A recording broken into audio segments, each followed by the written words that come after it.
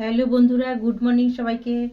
এই যে আজ সকালে এই যে কচু শাক নিয়ে বসেছি।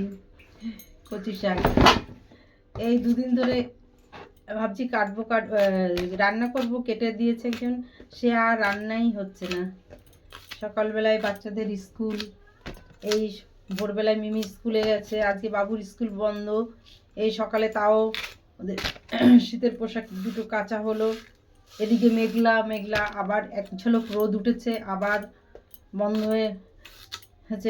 ওয়েদারটা এরকমই চলছে, একবার গরম একবার ঠান্ডা এরকম। এই যে কচু শাকটা, এটা ভিতরের কচু, আর আঁশ ফেলবো না, এটা কাটছি।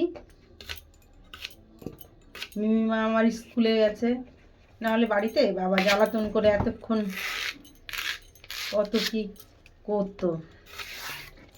এই যে কচু শাকটা এই যে কেটে ভালো করে বেছে আগে ধুয়ে নিয়েছি, এবার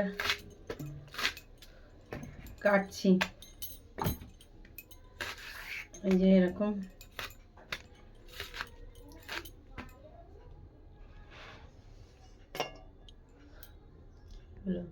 কি হচ্ছে জানি, মাঝে মাঝে বুঝতে পারছি না। হ্যাঁ কি জানি, কাউকে বলেছে কিনা। কচু শাকটা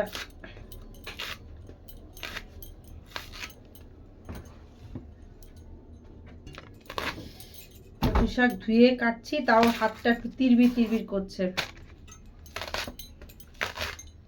কচু শাকে এরকমই কাটবো, হাত চুলকাবে, কেমন কেমন। বাবুকে ডাকো, অনেক বাজে, 8টা বেজে গেছে। একটু পরেই মিমিকে আবার আনতে যেতে হবে।